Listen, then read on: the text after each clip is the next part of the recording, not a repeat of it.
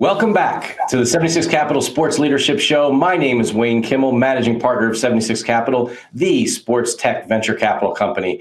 And as you know, on this show, I interview top sports entrepreneurs, athletes, executives, and media types who are truly shaping, writing about, and many times changing the sports industry. Today, we're going to talk sports betting and the overall sports business with Bill King, the senior writer for the Sports Business Journal. Bill, welcome to our 76 Capital Sports Leadership Show. Good to be here. I'm looking forward to it. Oh, Bill, it's really great to have you on our show. I feel like we're kind of flipping the mic because so many times you're calling me or my team. That's why I'm looking forward to it. It's a nice chance to be on the other side. Well, I promise not to ask you really hard questions because that's what you typically do to us and that's the rest of us in the sports world. And that's your job, and that's what you're great at doing. And Bill, you're really one of the top people in the sports industry today, following what's happening in the sports betting industry. And from your perspective, what's going on, now, and as we roll into 2022, what do you think's happening right now? Kind of what's going to be the big thing that's going to happen across the industry this year? Now is really a good way to phrase it for what I wanted to start off talking about, because it's so funny. These are like dog years, right? I mean, it's every day is a week, every week is a month, every month is a year. That's kind of honestly, I think, the way this has shaken out. And so far, this has been the week of the colleges, right? I mean, the NFL and is the overwhelming leader in handle, right? We know that, but maybe not as overwhelming as we think when you start digging into the numbers. We can talk about that more if you'd like. But it's football and then basketball, and in most cases, it's a little tough to sift out which of that is pro and which of that is college. But it's football and basketball, and within there, of course, you have college football and college basketball. So you're talking about two heavily bet on properties. You're talking about you're talking about a fan base, a college fan base that is, exactly what the sports books are looking for, young, affluent, college educated, digitally savvy, all the things that if you're a sports book and you're trying to attract customers, make a lot of sense, right? And so you know that this would be a really valuable sponsorship property. Especially since, again, it's the only way you can buy basketball and football at once, right? If you're in New York and you want the football season, you need the Jets or the Giants, right? If you're in New York and you want the basketball season, you need the Knicks or the Nets. With a college, you can you'll have programming, from middle of August all the way through, if we're not talking about college baseball anywhere, you're talking into April. No other property offers you that. And so there are a ton of reasons that this would be thought to be a very valuable sponsorship property and something that sportsbooks would be attracted to. But it's been really slow to happen. And it's been really slow to happen largely because of cultural reasons. On college campuses, people aren't quite sure. And then from some of the sportsbooks, not all, some of the sports books are a little concerned about the perception of being associated with a college program and college students. And so how do you divide that out and separate that out and alleviate all those concerns? So for all those reasons, it's been slow to happen, right? But now you're talking about, I was just counting, 11 of 14 Big Ten programs are in legalized states, right? And so the college space should start to move, and just this week it has. And so that really is where I'm looking. You had on Monday, the announcement of a partnership between U.S. Integrity and Learfield, which is the media rights holder for 50 of the big college programs, 50 programs in the Power Five. And so you've got that alliance now that's built around integrity, but Learfield hopes that as they talk to those schools about sponsorships, helping to answer those integrity concerns will make it an easier conversation. And so those services, and you're real familiar with U.S. Integrity, obviously, they're one of your portfolio companies, right? So those integrity concerns really, I think, have been a big hurdle for a lot of programs, along with others. It's different selling this in across a college campus than it is across a league or a team. So for all those reasons, like I had mentioned, college was slow to move. And so now we have this deal on Monday, followed by, we're talking this Thursday morning, matter of fact, probably minutes after we just had the story that Michigan State has entered the fray. And so we now have 4 programs. You've got Michigan State, Maryland, Colorado, and LSU. LSU and now Michigan State with Caesars, with big sponsorships that involve, naming of a club and access to tailgate areas and lots of digital, right? So all those things that are sort of in the blueprint of these college deals are in that deal. I think you'll see a lot of them. I think they'll look very similar to each other. And I think that's really going to be this next year, this next 2 years, as they navigate the cultural issues and the politics of all that. I think, again, we're talking about, I don't think there's any doubt college basketball and college football, when combined, are bigger than anything in the U.S., save perhaps the NFL. So save for that, we're talking about what could be the largest property. And I think you'll see rights fees that could be associated with that. How shocking is this for you, right? I mean, you've been a writer in the sports business industry for many years. The world of sports betting was, oh my God, we will never walk into a casino if you work for a team, a league, a college. You can't, ever, God forbid, place a bet.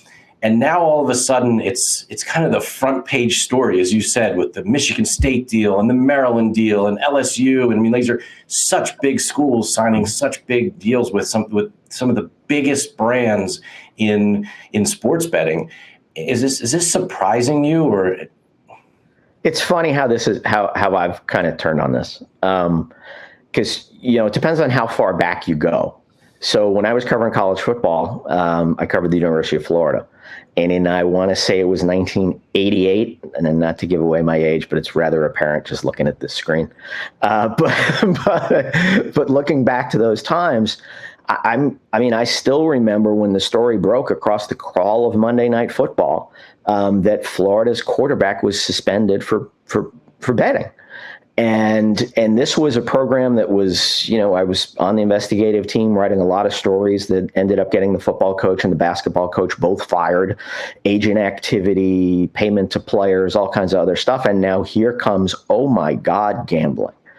And, as the story unfolded, and I know those guys fairly well. I'm fairly sure they were not betting on their own team, or maybe even in their own conference. Maybe they were betting college football. We're not really sure. They were betting on a lot of other things with small stakes. It was all illegal at the time. But, that was my first sort of like, oh boy, this really matters to people.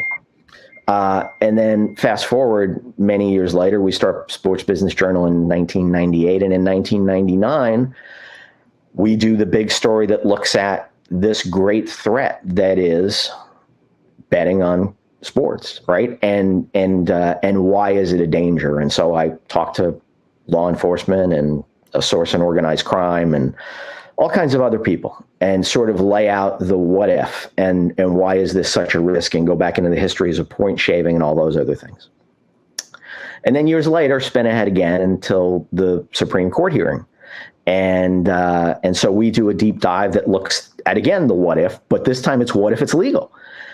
And I go out to Vegas and spend some time with the sports books, and I'm talking to all the leagues, and we're starting to get in the sense that commercially, maybe if this happens, it won't be a horrible thing, so long as you can take care of the integrity concerns. And that becomes the story. And now here we are, what are we, the PASPA, what are we, 4 years into the post-PASPA fall era, legalized sports betting era, however you want to look at it. Almost four. Right, exactly. And how the conversation has changed. And so, I have a hard time, again, in these dog years that we're talking about, sorting out the way that I looked at it and how this has changed. But I have to tell you, those early exposures, I haven't forgotten about them. And those early concerns are still there. And it still would be potentially a catastrophic incident, obviously of grave concern, if in fact people started worrying about the manipulation of games. And that's always going to be there. And I think that so much of the story the last few years has been about the commercial impact and the potential. And I think this next year we'll start to see people taking a little bit closer look and talking about, you're seeing it just this last couple of weeks already, implications in problem gambling. the load of advertising, all those sort of things I think are going to sort of arise more this year. Now that we're getting more into that stage of it's launched, everybody's paired off, but what else is going on here? I think, especially with New York launching, the way stories tend to unfold, I think you'll start hearing more about those things. It's really interesting to see what's happened. I mean, this industry was kind of in the shadows. It wasn't like all of a sudden. I love some of the tweets that were coming out. The first weekend in New York, like people are going to place their first bet ever. Like wink, wink. Like this is they're not placing their first bet ever. They've been placing bets in all different ways. Right. But I think what's interesting, and I wonder your perspective on this, is that the opportunity to actually tell your story or talk about what you actually do, love to do, you're really passionate about, it's kind of come out of the shadows. You can talk to your spouse, you can talk to your friends, you could post online about it. These are things that you would have never done prior to PASPA being overturned. But now it's like an everyday occurrence. It's like, oh yeah, did you see the line of the game? The NFL playoffs are coming up. What's this and that? What do you think about that? And do you really think the team should be favored, or this so-and-so is going to score more touchdowns than I think that the Vegas guys think? I mean, do you feel like it's come out of the shadows? Well, I think the real business implication of that is what it's meant to the media companies, right? And it's not necessarily what people thought it was going to be. I think that going in, and by the way, one of the reasons that some were skeptical about how this would go was, how does this integrate into that show that, of the 100 people that are watching, maybe 20 or 30%, if that, are interested in the line and the spread. And so while those who were interested used to kind of take glee in the little nudge wink right at the end of a telecast when Brent Musburger would sort of slip in, that they just went over on the total, right? And find a kind of a sneaky way to just like sneak it in.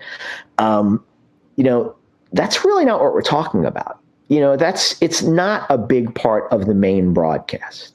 It's a little part of the pregame shows. But that's because we're talking about digital media. And so there's not necessarily just one broadcast off of that game. Look at the college football, the college playoff the other night. That's the example everybody thinks of. But, there's been a couple of betcasts now, right?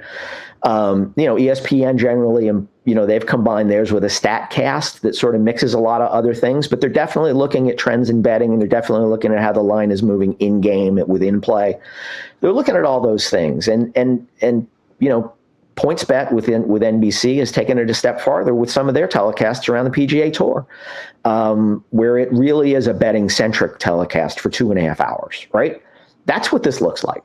It's a little bit of a nibbling around the edges on the main broadcast and on the pregame show, but this is much more, the NFL had some really, I thought, interesting research. The NFL, which was the slowest to move and which publicly would say nothing about this for years when everyone was moving forward. Well, they were doing research and they were asking fans and they were trying to figure out what this should look like when it does happen, because they knew it was going to happen. Regardless of how they were arguing in court, they knew it was going to happen. And so one of the things they found from fans is that those who wanted betting information and were savvy about it didn't really think there was much value in the opinion of the play-by-play and the play-by-play guy and the analyst. Largely, might be one or two out there who they thought had savvy opinions that they might want to. You think about this is almost like picking stocks in some ways to people, right? You don't want to just. There's one thing if the person cutting your hair says something, and it's another thing if a stock analyst says something. So they want the stock analysts, right? They want the betting analysts. They want people who do this for a living, and those people aren't going to be on the main telecast. So what became clear to the NFL was that they needed to find a way, and the NBA, by the way, was looking at it the same way, and baseball was looking at it the same way. All the people who were most active were looking at it the same way. How do you bifurcate this in a way that, both serves the person who very much wants it with what they want and doesn't have it get in the way of the other? And the answer to that is it's more than one product. It's more than one feed. Maybe it's multiple feeds on your cable system or wherever you get your television, or maybe it's on your phone, your digital device, whatever it is. There are ways to sort of feed one audience without overwhelming the other. I think that is one of the interesting things as we look forward, in this next year. What does the media product look like? Well, certainly that's an area that we both agree on. I mean, it was an area we, very early in this game, made our investment into VSiN, which, the sports betting network. You mentioned Brent Musburger, right? And, that was incredible, for us last year, selling that to DraftKings and seeing them really build that product out today. Keeping it separate and just keeping it as a media network, kind of the CNBC of sports betting. And it's really interesting to see how what VSiN's doing and others now who are really looking to sort of integrate the media side into this world of sports betting. Bill, one of the things, over the years, you've had an opportunity to talk to so many executives, cover so many stories. What are a couple of the stories that really stand out in your career that were really exciting? You talked about the Florida situation, but there's some other stories in your career that you had an opportunity to cover or uncover and really bring it to the forefront. I love telling stories of people. And so I've been really fortunate as we've done these big profiles where we get extraordinary access. Like, that's one of the best things about being here is, and it's not me, it's the masthead, right? People will do things with us, or as part of a profile. When I tell a profile, particularly of somebody that like everybody knows, and most people in sports know their story. So some of the more iconic owners, I got to spend a few days with Dan Rooney, which is honestly was an experience that I'll always treasure. I actually went to a weekday morning mass with Dan Rooney. It was funny because I love telling the story. Dan was a terrifically friendly, guy who loved being around people and loved to listen. Dan didn't talk a lot, particularly in the context of what he would have called an interview, what I like to call a conversation. So he was great and he was generous with his time, but I knew that to tell his story, I was really going to have experiences. Things like, going back to the house that he grew up in, certainly the son of the patriarch of the Pittsburgh Steelers, and which, as it turned out, was blocks away from Heinz Field, which they were building at that time. And so he had told me stories about walking every night with his wife to go see the stadium go up. Right, because they had bought this house in this old neighborhood in Pittsburgh that he grew up in and rehabbed at this, gentrified neighborhood that was on the comeback trail. Dan and his wife had raised their kids, and they were back in the old house, and they had redone it. And so I went to the house and spent some time with his wife and got to see the backyard that he played in with his brothers and all those sorts of things that just add color to the story that he told in stuff that was much better to see than just hear. And so that kind of thing. So I'm always looking for experiences. And one of the experiences I wanted was I had read there's been books written on Dan, right? Not stories, books. So the challenge was, what could I possibly bring to our readers that maybe they didn't get elsewhere? And one of the things you do is you try to tie it together in a different way. And I did that. But I also wanted these experiences. And so I went to the house, which he did not want to be there while I was there, but his wife was there and she showed me around. It was awesome. And then I had read that he, like his father had, went to mass, not just on Sundays, but every morning. These great stories about how somebody from the Steelers, when they're on the road, has to go to a city and map out the most convenient church, to the hotel, to the team hotel, because Dan's going to want to go to mass on Sunday. But Dan at home goes to mass every day, just like his father did. And so I asked him about that. We talked a little bit, and I said, so we were setting up something for the next day, and he told me what time to meet him. And I said, is that how you'll start your day? And he said, yeah. And I said, like, you'll wake up, you'll have breakfast, and you'll go do that? And he said, why? I'll go to mass, like we talked about. I was like, well, can I go with you? And he said, you want to go to mass with me? And I said, well, I'm Catholic, it can't hurt. And he said, be out in front of your hotel, tell them where you're staying, be out in front of your hotel at whatever it was, 7:45 or whatever.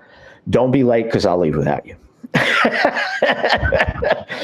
And so I went to mass with Dan Rooney, and it ended up mattering because the priest talked about there was this, the gospel that morning was all about the Father and the Son. And I was writing about Dan Rooney and his father and his sons, and it certainly wasn't the same father and son, but I was able to weave that in. And so that kind of terrific experience, Jerry Reinsdorf, I got to spend a day with Jerry Reinsdorf where, we went from, there was a White Sox home game on the same day as the Bulls were playing in the playoffs that night, and Jerry's main office is in the baseball stadium. And I thought that was an extraordinarily unique thing. And so we had spent a couple of days together and gone to a White Sox game and spent the day together talking at the game and got to see a lot of cool stuff. But I just thought, and I asked him, I said, so tomorrow night with the playoff game, you got the baseball game, what are you going to do? He says, well, I'll be in my office, and, before the baseball game starts, obviously I'm going to have to get in the car and go over. And I know one of the interesting things about Jerry is there's no chauffeur, right? There's no driver. Jerry drives himself everywhere. He's got 2 Cadillacs that are absolutely match each other. One's in Arizona and one's in Chicago because he goes back and forth, and he doesn't like to not know where the knobs are on the radio. So he always likes to have the same car. Little things like that you get to know when you spend some time with somebody to tell their story. So anyway, Jerry, so I said to Jerry, so what's your deal? And he says, I'm going to drive from, and I was like, well, I want to be with you. He says, but you're going to be over there already. Because I was interviewing his son over there. And I was like, no, I'll come over to meet you. And he says, you're going to come meet me to drive back with me? And I was like, yeah, that's the kind of stuff I do. That's the job. And so he said, sure. And so I went over and I took that car ride with him. How many owners, own both? And on top of that, are going to an NBA playoff game, and spent the game in the suite with him. And, Scottie Pippen was in there, and Joe Torre was in there, and all kinds of people were coming and going, and, spending a little time with him. And Scottie bought him some cigars that night because, you're not supposed to smoke in the suite. So Scottie thought he may have solved one of the things that really frustrated Jerry because he's a big cigar guy. So that was just little things like that I'm always going to look back on. You telling people's stories and having that kind of access to what might seem like little inconsequential things, but actually turn out to be really reflective of who they are or what they do. That's one of the fun things. My brother-in-law, he used to work for Artie Moreno before he bought the Angels. And we met in New York, and we were right in Manhattan, we were going to go to the game. And I figured we were going to get in a car and go to the game. And he started walking towards the subway, and we took the subway right up to the Bronx. And it's amazing. And those kinds of things, I completely agree with you. Those are amazing stories, Bill. Yeah, I've done a couple of profiles on Bud Selig, and those were sort of all encompassing, looked at a bunch of different things. But, when Bud was no longer commissioner, he was teaching a history class up at the University of Wisconsin around the history of baseball, but tying it to social institutions. So there was, one class was all about Jackie Robinson. And on it, he talked about race relations and all sorts of other things. They tried to apply the history of the game to, societal issues. It was really some interesting stuff, I thought. And so I went, and I wanted to go see him in that environment. And so I, said, hey, I'd like to do this story. Can I come up to Milwaukee, and, we'll go up to Madison, and we'll come up, and he's the one who said, well, come, we'll spend some time in Milwaukee talking, and then you ride up to Madison with me, because that's what I do. And so one of the neat, just little tidbits, right, that catch you, we were leaving late morning, and we were going to get up there for an early afternoon class, and we had to have lunch. Bud owns a deli in Milwaukee, and co-owns it actually with a longtime friend, Senator Herb Kohl, former senator anyway, but you always call him senator, I guess. So anyway, Bud's got this deli, and so he had someone go get sandwiches from his deli for everybody, and we ate in the car. No big deal, except that the fact that the commissioner of baseball owns a deli has always, and before that was the Milwaukee Brewers, and he owned the deli to save the deli. Like, the deli was going out of business, and it was his favorite deli back when he owned the Brewers. And so he and his best friend from college bought the deli. Little stuff like that. I don't know. It's minutia in some ways, but it's funny that's the stuff I remember a lot of times. Well, absolutely. I mean, and you think about all the things and how, how today, sports has really become the go-to event. It's become the go-to thing across our whole, the culture of the U.S. and the world, right? I mean, and how, now with what's happening also is it's amazing to see how there's this incredible integration, whether it's from a sports betting perspective or all this new technology, whether it's the streaming wars, the OTT and media networks, and now the NFTs and crypto and metaverse and augmented reality and virtual reality. Did you ever think, when you and Abe and the team started back at the Sports Business Journal, that you'd be talking about all of these incredible new innovations and technology and and how important and how kind of the center of the universe for all of that has become sports? I think one of the great lessons has been, every so often I would go back and look at our old issues, and which span 1998. Help me with my University of Florida math skills, right? We're in 2022, so like year 24, right? So you think about how much changed. We talked about how, the dog years of sports betting, the digital transformation. I don't think a lot of people could have predicted the way it went. Like, you see transformation coming, things are going to change, it could change a lot, but you don't know what form it's going to take. And so I think one of the great lessons has been not to think, it's what I try anyway. I try to realize that, it's the way you think it's going to happen isn't all the way you happen. And you have to be open and humble enough, I guess, to realize that, and let the story be the story and not try to tell the story you think it is or hope it is. Try to tell the story that it is and not pretend to know things you don't know. Because I look back on some of the stuff over the years, and it certainly went differently than a lot of people expected. You think about the first time that everybody jumped to go to the .coms and the frenzy of people leaving. And in many cases, they were a little behind. And the ship hit the iceberg, and a whole lot of people had to remake a career that they were just remaking, right? Because it didn't go the way everybody thought it was going to go that first go round.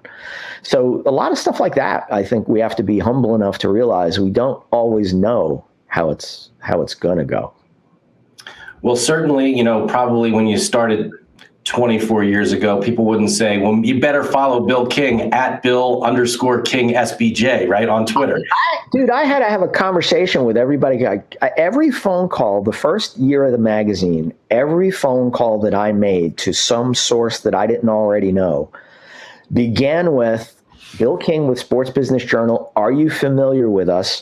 We're a weekly national magazine that covers the business of sports. And every so often, somebody would say, I've been reading for you for years. And I've been reading Sports Business Journal for years. And I wouldn't say anything, but I would think to myself, we've been here 3 months. So now they have been reading us for years in some cases, I hope. But yeah, I mean, look, I never did. I hope this would succeed. Absolutely. Did I think it had a good chance? Yeah. Otherwise I wouldn't have done it. But, I can't sit here saying that I thought 23 years later I'd be writing about sports betting and, a lot of it would be distributed via something called Twitter. Well, it's been amazing having you on our show. I mean, hearing all the different stories and things that you've covered over the years and now within the sports betting world. And now, Bill, as we start to wind down our 76 Capital Sports Leadership Show, I have a couple quick hitter questions that I'd love to get your quick thoughts on as we sit here at the beginning of 2022. And, typically at the end of every year, you and many other organizations come up with their list of things that happened. But let's sort of think about what potentially could happen. So you look at, the next 12 months of this year. What do you think, will there be a big media or tech company that comes into the sports business world and does something maybe in the sports betting world that really will shock people? I'm sure there will. I don't know if I'm going to nail the prediction, but I can talk about it a little bit, and on two fronts, both tied to the same entity. Everybody's waiting to see how ESPN is going to get in, and ESPN's been pretty clear on investor calls that it's going to get in somehow. No matter how many different ways I parse this, I don't see a sports book with the ESPN brand on it. I know a lot of smart people anticipate that and expect it. And they could be right and I could be wrong. But when I look at it and I look at all the sponsor revenue that's there and all the potential for digital integration, and all the other things that will accrue to their bottom line without a sports book, it makes it hard for me to see why they want 4.99999%, right? Because that's what you take to, not face some regulation that you face if you take more than that. It's what Fox took. It's what NBC and PointsBet. I suppose you could still see a ESPN getting in as that, but did NBC put its brand on PointsBet? No. Fox put its brand on FoxBet. It's kind of caught up in the FanDuel thing. It's not really a thing anymore, right? It's not growing. It's not a priority for Flutter, the parent company. But anyway, so that's what I don't necessarily see ESPN doing. Here's what I do see. I think that in this last year, we've seen people flutter around the edges of that digital product that we talked about. Those not just shows, but maybe entire channels, decent type channels. So is there something for ESPN there? Is there a shoulder telecast or a companion cast? Not around some events, around most events. Is that just something that it just is, right? Sunday Ticket, the next iteration of it. Red Zone, the next iteration of it. I just think that this is a channel, right? And I don't mean a linear channel. I don't mean that kind of channel. I think it's part of the distribution channel. I think it's part of digital distribution. I think that is one of the things. I think the only reason there's two reasons it hasn't happened yet. One is that we weren't close to 50% this time last year, right? We are creeping toward as many people being able to bet legally in their state from their couch as can't. That's a sea change. That's one of the things that drove all the spots that we're seeing around NFL broadcasts now, national spots. All that has changed. It'll only change more. And so I just think you're going to see more and more those avenues for people to watch a game telecast that is dedicated to betting. I think that's a big change. People got excited when all of a sudden the announcers were able to talk about a Las Vegas line. I still call it the Las Vegas line. I can't help myself. I think honestly, I think Las Vegas deserves that much. But God, they did this how many years before? Can we at least call it the Las Vegas line? Well, there's certainly a lot of guys who are very happy to hear you say that. but I think, I don't know if I dodged your question or answered it, but that's what I think about that space moving forward. That's one of the things I'm really watching. Well, Bill, this has been amazing. Thank you for all your time. Thank you for all you do for the sports business world. You've got to follow Bill at Bill_King SBJ.